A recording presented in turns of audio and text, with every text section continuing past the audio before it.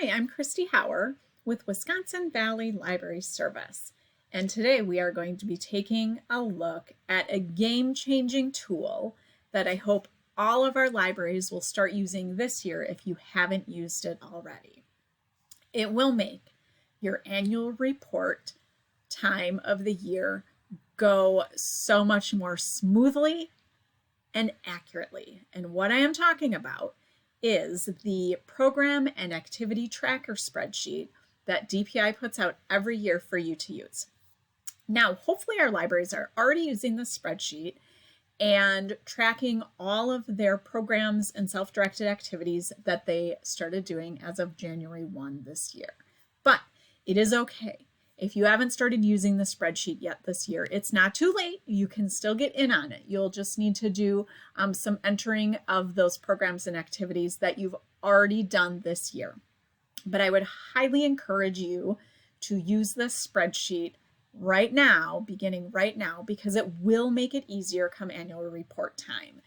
And it makes it easier when you fill out your annual report, because by using this spreadsheet now, all of your totals will auto-calculate for you, and you simply will copy those totals from this spreadsheet into your annual report and be done.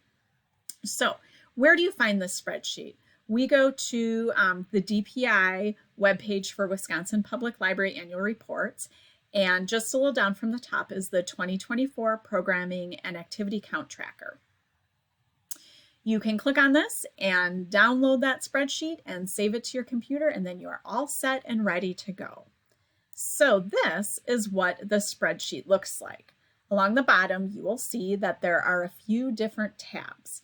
The first tab, Definitions, is really good, really phenomenal, especially if you are newer to filling out the annual report. So this one will give you all sorts of information about what a library program is, what a library program is not, what is a self-directed activity, what qualifies as a self-directed activity. There's all sorts of good information in here, and it's nice right on the tab in the same spreadsheet. So as you are uploading your information throughout the year, if you have a question or need some clarification, you could look here to try to figure that out. The third tab is the Event Tracker. This is where you will be adding your information throughout the year. So even if you put yourself on a schedule, tracking your programs and activities daily is probably too much to hope for, but maybe weekly or monthly, just so it's ongoing, so you don't have all of the data entry to do at the end of the year. And this next tab, Annual Report Summary, is where your program information will auto-calculate after you enter the information into the previous tab. Then when the totals are in the spreadsheet, this tab of the spreadsheet, you will just copy those numbers and put them into your annual report come that time of the year. So it's really powerful. It will spread out the work you need to do for the annual report a bit, so you're not slammed with all of the details at one time of the year. So let's take a look at this event tracker. We're going to take a look at each category that you need to fill in. There are some categories that are optional. And then we will enter a few programs just for an example so you can see how the auto calculations work. So on the event tracker tab, any boxes, any columns that are gray, you do not need to fill in. It's optional. You can fill them in to have information on hand that might be meaningful to you in your library. The gray boxes do not impact the auto calculations at all. That's why they're optional to fill in. The blue boxes, the blue columns, you do need to fill in that information and accurately, as accurate as possible, in order for the auto calculation to work. So the first few columns are just date, time, duration of the program, name of your program. You can deal with that how you want, or not deal with any of the boxes if those columns are not meaningful to your own information. Blue boxes, again, we need to fill in. So each program or activity that you enter into the spreadsheet on a separate line, you need to select the audience. So the audience is the category that you had in mind when you planned the program. It doesn't have anything to do with who or the rough ages of people that came to your program. just who you had in mind when you planned that program. So story times generally are planned with young preschool children in mind. They would be the young child 0 to 5 category. Perhaps you do a teen program once a week, you would use the young adult category, ages 12 to 8. There's also a category for children, age 6 to 11, adults 19 and over, or general interest, which is kind of all ages, or maybe you're out at a community event and there's just a mass of all sorts of people that general interest encapsulate that best. The next category, or the next column, you will need to select if your program or activity was for a group to attend. If it was pre-recorded, meaning you didn't have any live people at your virtual program, you recorded it ahead of time and then posted it online somewhere, or if it was a self-directed activity. Now, column F is critical because when you start filling out this information, the spreadsheet will help you to determine which other boxes you need to fill in for that particular program or activity, and we'll see that in a moment. You'll need to select the primary format for your program.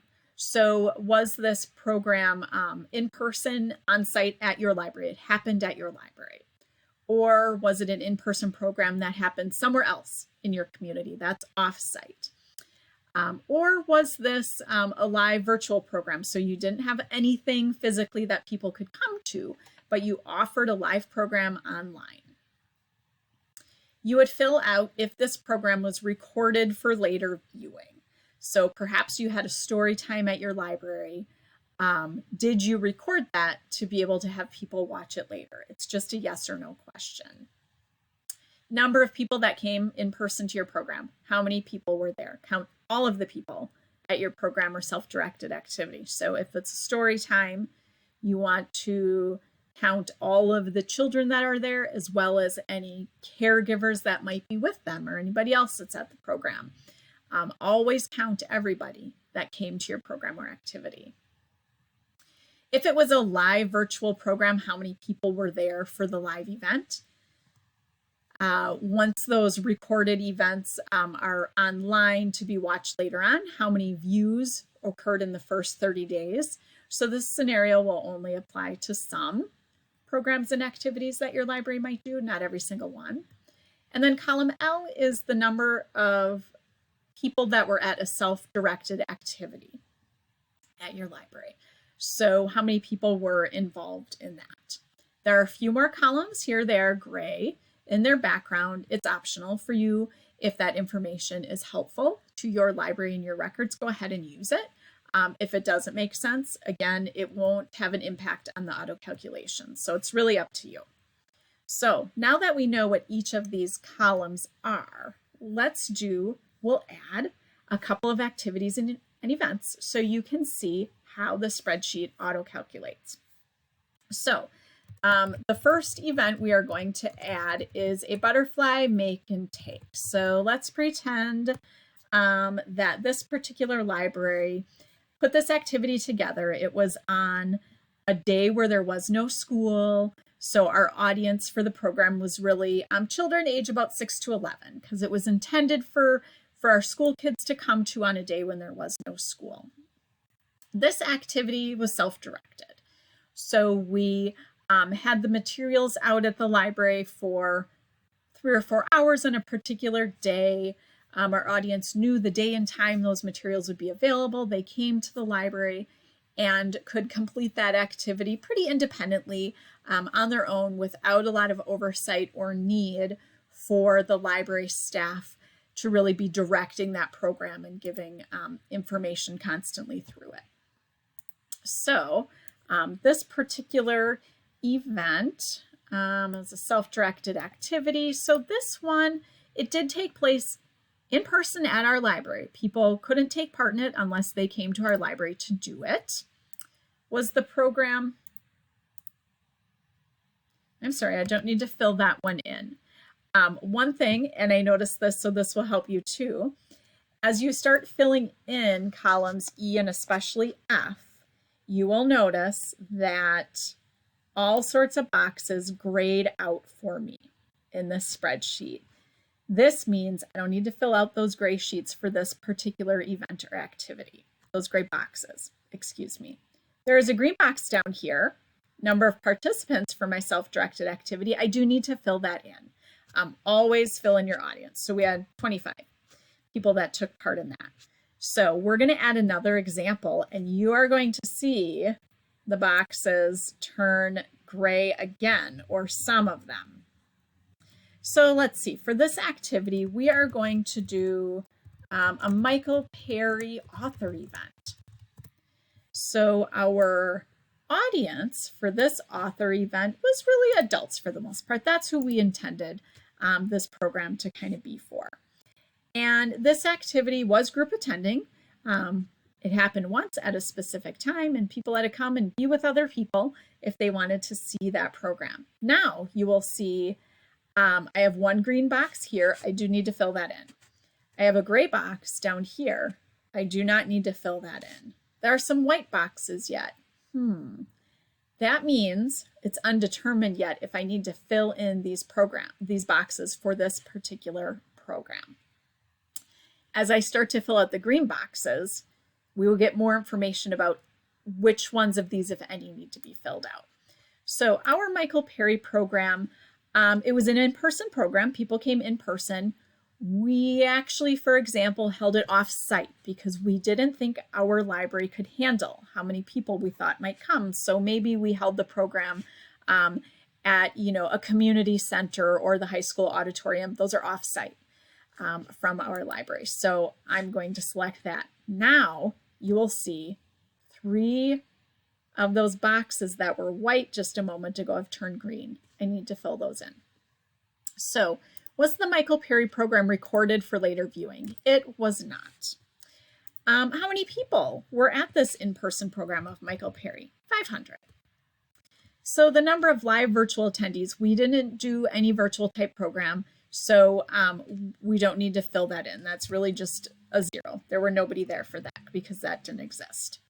So let's go back and add one more program. And then we'll take a look at how this is aggregating. So let's do a story time. So this particular story time, usually our preschool kids are the audience for story time. So we're going to select young children. This is a group activity. We want people to come to a certain place and time. And this one, story times, we always, in our example, hold them at our library. So it's on-site, in-person on-site. Was this recorded for later viewing? No, we don't record our story times for later. How many people came? So we're going to fill in our attendance. And, the number of live virtual attendees, we didn't do virtual at all. So we can leave that blank or with a 0. The rest of my boxes are grayed out, so I don't need to fill those in. Now, here comes the magic. We're going to click on this tab on the bottom, Annual Report Summary. And voila, you will see this report is starting to aggregate all of the information actually that I've entered so far.